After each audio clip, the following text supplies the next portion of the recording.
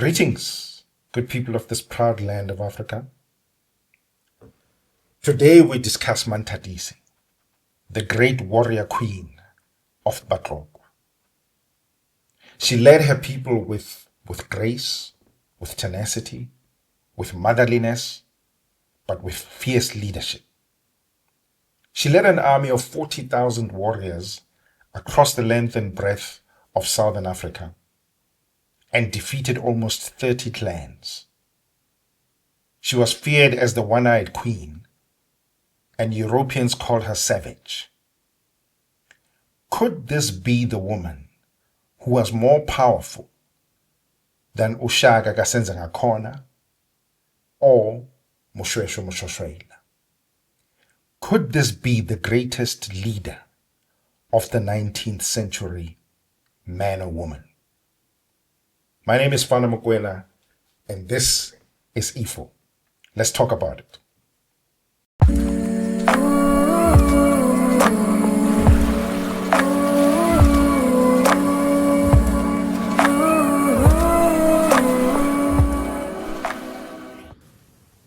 Mantatisi's story is probably the most fascinating story of the 19th century. I'm always fascinated by her story. She was born Munyaduwe wa Motaha. Motaha was her father, in the same way that Moshweshwe was called Moshweshwe wa Mokhachane or Ushaga Gasenzengakhona. Munyaduwe was called Munyaduwe wa Motaha. She was born in the Basia clan, and Motaha was the leader of the group. Then she got married to a Tlokwa man by the name of Mokotjo. Mokotjo was the great-grandson of Tlokwa, whom the group was called after. But the Batlokwa had a long history from way back, emanated from the history of Bakhatla and so on and so forth. So they had a very long history. But at this point, then Mokotjo, who it is said had a rare disease which may or may not have ended his life too early. He got married to Munyaduwe, and together their firstborn daughter was Manthatisi. The tradition is that whatever the name of your firstborn, that becomes the name of the mother with a prefix ma. So Munyaduwe then became Manthatisi, meaning the mother of Manthatisi. But they also had a son by the name of Sekonyela. There was another son whom we'll find out about later. But Sekonyela was supposed to be the heir to the kingship. He was supposed to follow after his father Mokotjo. But when Mokotjo died, Sekonyela was only 13 years old and could not lead. He was too young. So there were many battles, as there always are. There were many battles around who must lead Batlokwa at the time. Manthatisi took the decision that her son Sikonyela, is the rightful leader of Batlokwa, and therefore she took the decision that she will hold the throne up until his son would come of age. It's the same thing that happened with Nefertiti. There are many of these women who have done this in the history of Africa. And so she took the reins. Clearly, there would have been much dissatisfaction, especially amongst the men, one of whom was Sehalahala. Sehalahala was the brother of Mokoto. And he felt that Munyaduwe had come from Basiya and could not lead Batlokwa. He felt that Batlokwa had to be led by a Motlokwa, an original Motlokwa.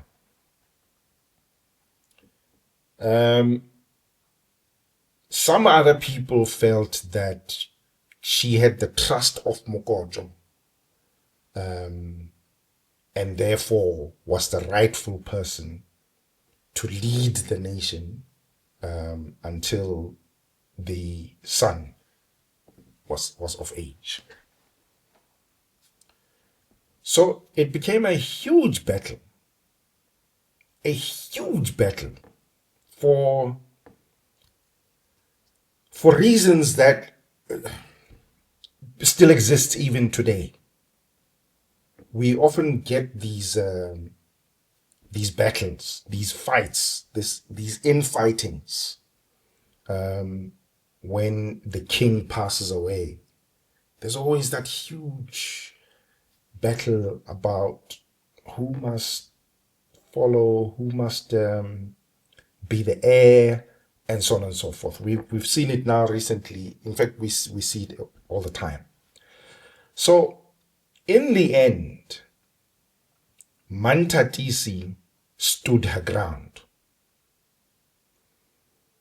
And she showed her prowess when Batlokwa were then attacked by Amahlubi. And she led her people against Amahlubi and won. It was a difficult battle, but she won. But she got so depleted, her people got so depleted that they had to flee. They had to run away and find a better place where they would not be attacked as much. And so she fled further north to her brother Letlala. Letlala, Manthatisi did not really trust him. In fact, she didn't trust too many people. Also, Letlala was the leader of an elder clan. And she felt that she needed to protect her clan, the Batlokwa, and therefore felt that she would be in battle with Letlala.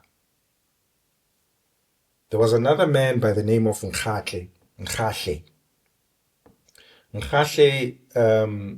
Again, Manthatisi did not trust him because she felt that Nkhahle was part of the people who were trying to dethrone Mokojo. So she decided that she's going to go on her own. So she took her people and they went further north. Now, this is where it becomes interesting. Manthatisi's mission was mainly just to keep her people surviving. So they would steal cattle, and they would try and find pieces of land where they could live peacefully, and it wasn't possible at the time. So I'm just going to go through her journey, and then we'll come back to her history. So Mantatisi was born in 1784 and died in 1847. 1784 to 1847. But she started leading her people, the Batlokwa, from around 1813, and relinquished her position as the leader of Batlokwa when her son was old enough, when Skonyela was old enough, around 1824. And then she retired and went and stayed in a place called Jolabohulu, which is where she passed away. But her history begins in the Eastern Cape. She settled there and established Batlokwa after her takeover in a place called, so there's a town called Mount Fletcher in the Eastern Cape, in the Jogabi district, which has now been renamed Tlokweng. There's a high school called Tlokweng. There's a whole history of Sotho-speaking people in Tlokweng, which is just south of Lesotho. So she stayed there and established Batlokwa there. And then she traveled up the Caledon River, what we call Mohokare. And in Lesotho, she then established Batlokwa in a place called Mogotlong. And then, like I said earlier, she then had to flee further up, back to Harrismith, where she was born. And noticing that that would not be a comfortable place for her, she then moved further up. But before moving further up, it is said that she then went east, where she knew that there were Batlokwa there. So in KZN, in a place called Ngutu, there are Batlokwa there. Also the Bahamoloi. There's a very strong Sotho-speaking community in that area of Ngutu. We'll talk about the history of that later on in another episode. But Mantatisi's mission began to change as she was traveling. So the reason to go to Batlokwa, and it said that those were Batlokwa Bamota, which is confusing, and this is the reason why we need to solidify the history of this woman. It's confusing because Batlokwa Bamota, they were apparently associated with the younger son of Manthatisi, meaning Skonyela's younger son, younger brother. Mantatisi then travels further up.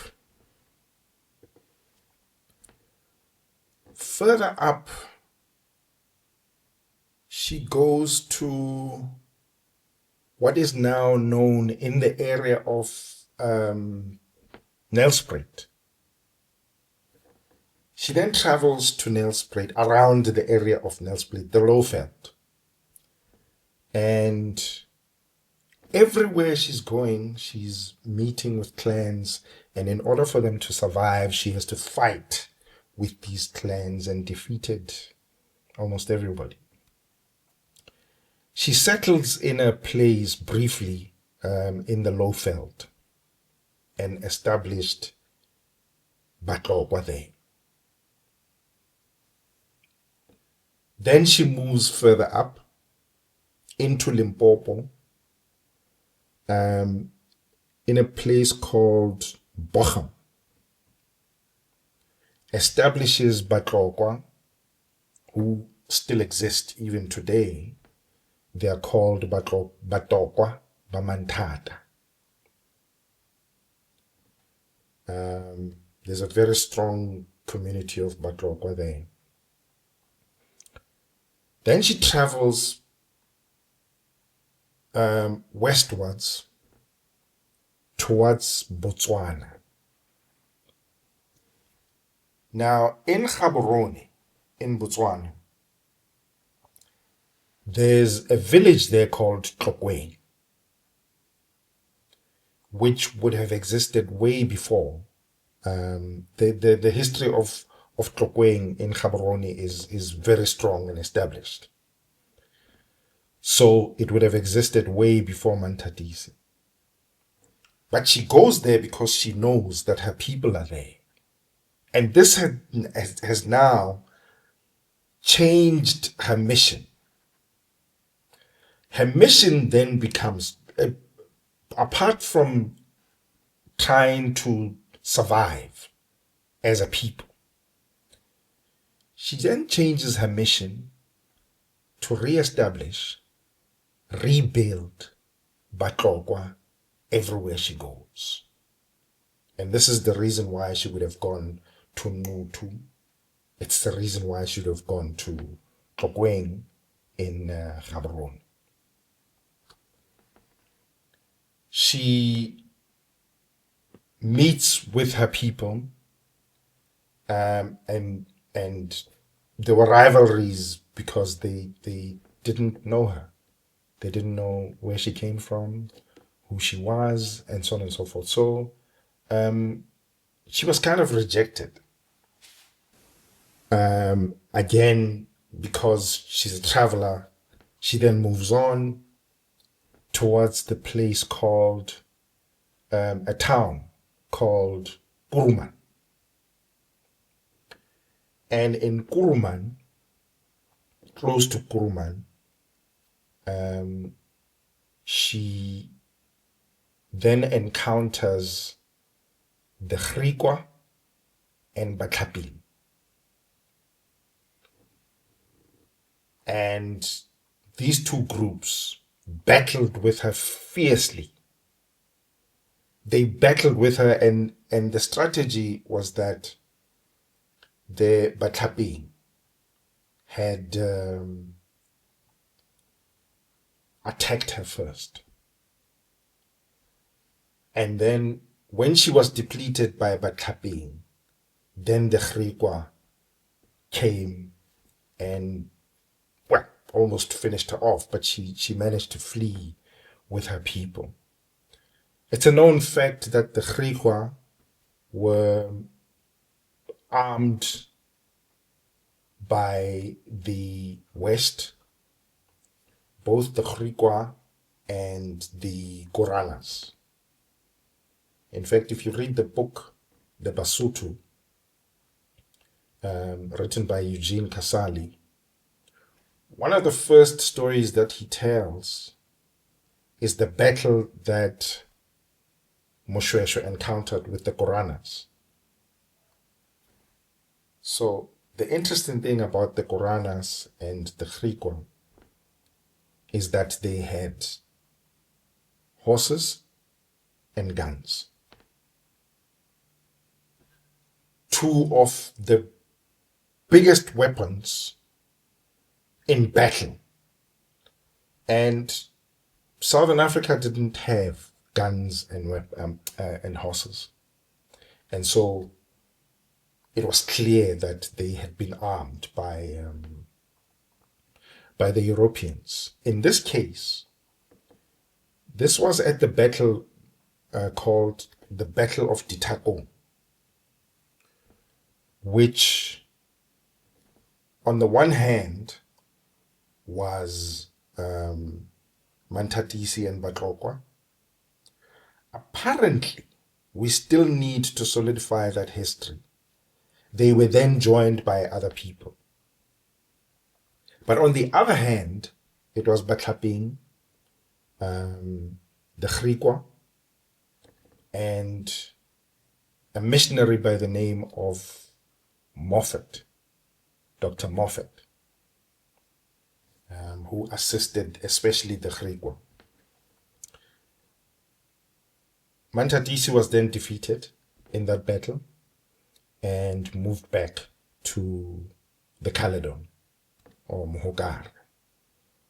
And then in 1824, when the son was old enough, she then handed over the reins to him and went and stayed in Jolabohol Mountain, where she passed away in 1847. That is a brief, I jumped a lot of details, but that is a brief history of her journey throughout the region. Now, she was a feared warrior. And this is the reason why Batlaping and the Griqua had to strategize around her. She was not the type that you could just go and attack her, and then she defeated Bondwandwe as she was moving around in that KwaZulu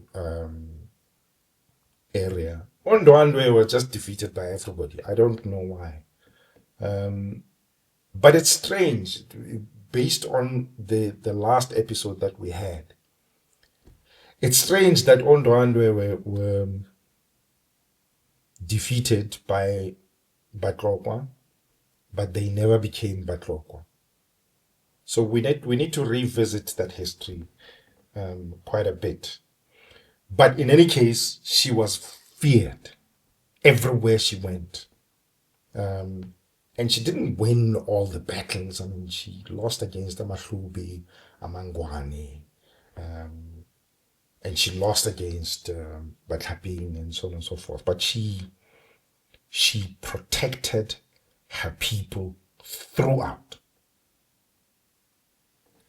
Sikonyela then takes over as the leader of Batlokwa and develops an interesting relationship between himself and Moshweshwe.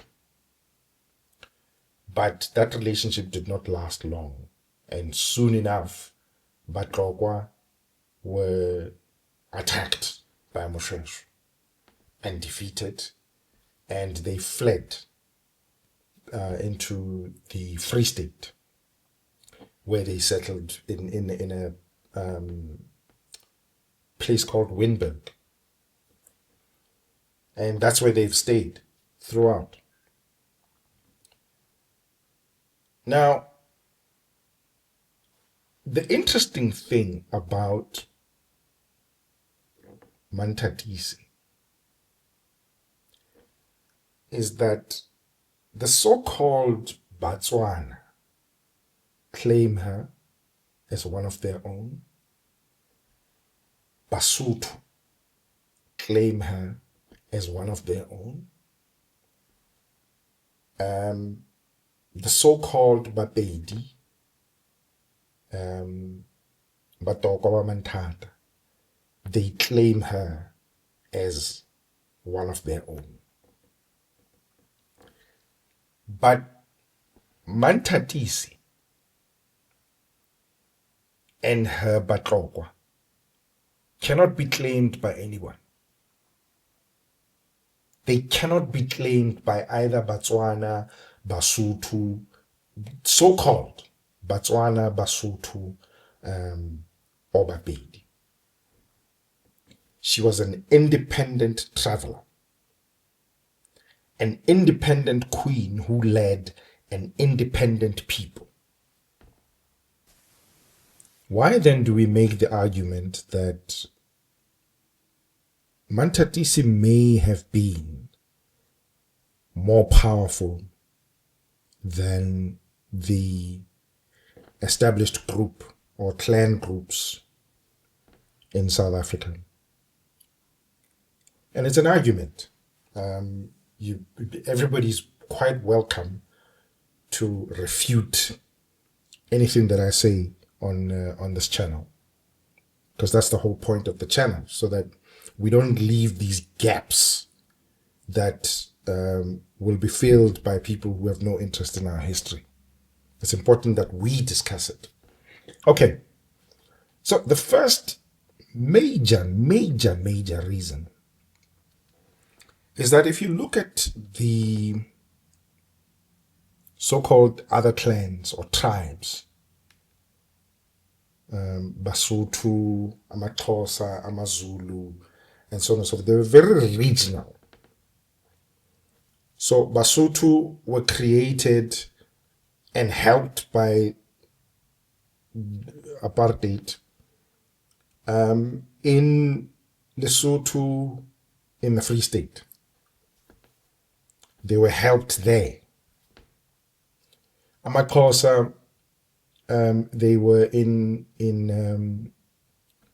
the Eastern Cape, in that region. And then amaZulu were in KwaZulu, and so on and so forth.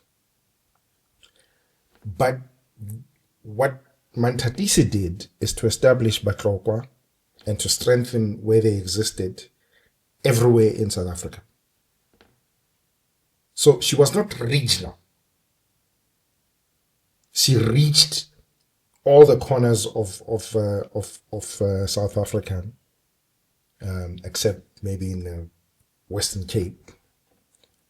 But that's the first reason, that she was not regional. She was national. The second reason is that, well, we don't know how many battles were fought by either Ushaka or Mushweshwe. We don't know. But what we do know is that the success rate of Mantatisi was very high. So if the criteria was how many battles you've won, she would be up there with the best. That's the second reason. The third reason is that some people say, but Basotho, amaZulu, amaXhosa, they're so much bigger in numbers. Well, we don't really know about Batlokwa because they're scattered everywhere. We don't know their numbers. We have not done a census on how many Batlokwa there are there, right? But her establishment of Batlokwa was in no way assisted by either colonialism or apartheid. Whereas Basotho, amaXhosa, amaZulu, in one way or another, and to refute this would be a problem, but in one way or another, these so-called tribes were assisted along. Their numbers were solidified and assisted along, especially by the Bantustan era. We can't refute that. But here's a woman who established Batlokwa everywhere she went, and she had no assistance from anyone. Not by colonialism, not by apartheid. Her people exist as an independent group of people, wherever you go. That's the third reason. Fourth reason, Mantatisi then brings to the table a style of leadership. There were many stories that were created, especially the one that she used to feed her warriors with her own milk before they went into battle. Like I said, I don't believe that story. But it does demonstrate the motherliness that she brings to the leadership table. The fact that she believed very strongly, even though she was not the only one, the fact that she believed very strongly in the system of elders, of consulting with elders before she makes decisions. That's something that we can still ask leadership of today to look to. That's the fourth reason. So, while colonial and apartheid history have been very dismissive of this woman's history, not just her, of women's history, it is our duty to re-look at that history so that we elevate the stories of these women. I heard the term revisionist again last week, and I repeat, it is not revisionist, it is corrective. Our history is littered with lies, with misconceptions, with myths, all kinds of nonsense that we have allowed to stay on as the history that defines us. Clearly, the history that has been told about Manthatisi is not helpful. And our part, the part that we need to play, not just for her history, but for the kids, the next generation that also needs women heroes. We need to play a part for them too. Women today are looking for heroes in their history, and they can't find one because our history was told by European men who had no interest whatsoever in the woman in our history. Thank you for watching. Keep liking and subscribing to the channel so that we can extend these conversations. And please do comment. Do make your voices heard so that we can take these conversations further. I'll see you in the next episode of IFO, where we talk about us.